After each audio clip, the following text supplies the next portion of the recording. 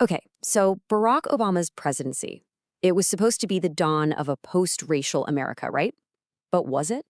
In this explainer, we're going to dig into the paradox of a presidency that promised unity, but in the end, left behind a nation that felt more divided than ever. And we'll do it all through the lens of the media that helps shape that story. So here's what we're going to cover. First, we'll look at that powerful promise of a post-racial America. Then, we'll dive into the political double bind that whole idea created.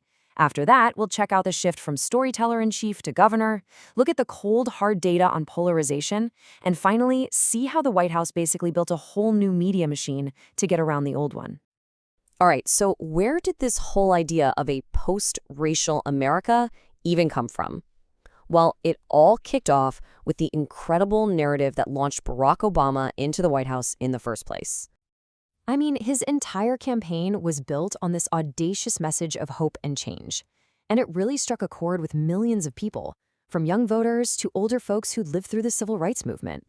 It was just a masterclass in branding and telling a story that people wanted to believe in. And the mainstream media just ran with it. They were so quick to frame his victory as the beginning of a post-racial America.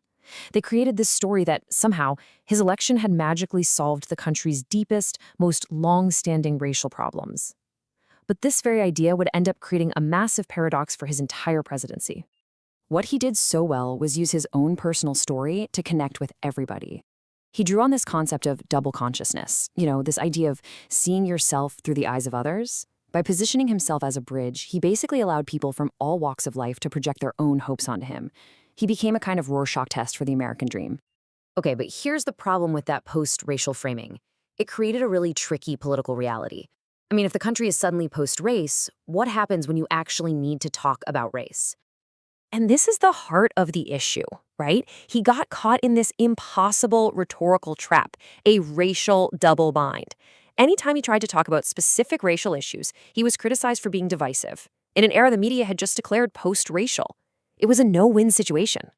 This whole dilemma just exploded onto the national stage during the 2008 campaign, with the controversy over his former pastor, Jeremiah Wright. The media, and especially channels like Fox News, played these inflammatory soundbites over and over again. It created such a firestorm that Obama had no choice but to confront it head-on with a major speech about race in America. And this moment perfectly illustrates the impossible tightrope he was forced to walk. To get through that crisis, he had to perform what some scholars call a functional blackness, basically a carefully constructed public identity that was authentic enough for black voters, but completely non-threatening to white audiences. It was a constant, exhausting balancing act. But then he gets into office, and that powerful storytelling that got him there, well, it started to fade away. And that created a whole new set of problems. You could feel this huge shift from the emotional pull of the audacity of hope to the super dry, complex language of actually governing. I mean, think about it. The difference between a slogan like, "Yes, we can," and a bill called the American Recovery and Reinvestment Act, they're worlds apart. So what people started to say was that this change from a passionate storyteller to a technocratic manager focused on policy details was watering down the Obama brand. That emotional connection that had built his entire movement was getting lost in policy explanations that just couldn't cut through all the media noise. So, to avoid those media attacks in this supposedly post-racial world, he often took on the role of a neutral, informed observer. This was driven by what some have called a fear of white fear, which led him to create this kind of false balance between black grievances and white anxiety. And this quote here really captures the frustration a lot of people felt with that approach. So the message was unity, but the result? One of the most polarized presidencies in modern history. The numbers really tell the story here. Let's start with this number, 59%. When he left office, that was his final approval rating. And hey, on the surface, that looks pretty good, right? A solid endorsement. But that number is just a snapshot from the very end. It kind of hides the bigger picture. His average approval rating over all 8 years in office was actually 47.9%. That's a huge difference, and it points to a much, much more divided country throughout his time in office. And this is where it gets really stark. When you break down those approval numbers by party, whoa, the gap is massive. It shows he was being viewed through two completely different lenses, shaped by two completely different media worlds. One saw him as this transformative leader, and the other saw him as a threat. So, if you're the administration facing that kind of polarized media world, what do? Well, you don't try to change the press. You build your own channels to go around them. Seeing how biased the traditional media landscape was, his team built an absolutely powerful digital machine. They used platforms like Facebook and Twitter not just as a little add-on, but as their primary way to broadcast their message directly to supporters.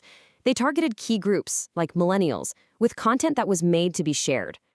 And just to give you an idea of how much they dominated this space, get this.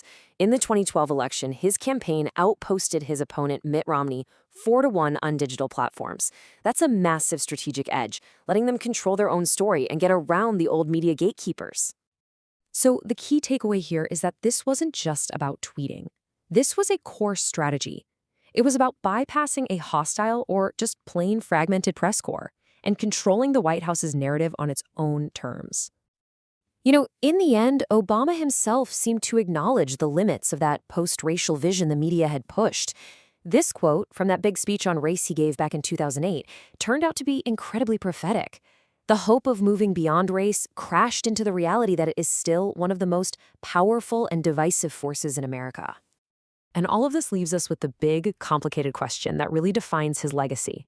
Did his presidency actually heal the nation's divisions, or did the intense media spotlight and the political polarization of his time just pull back the curtain and show us how deep those divisions have been all along?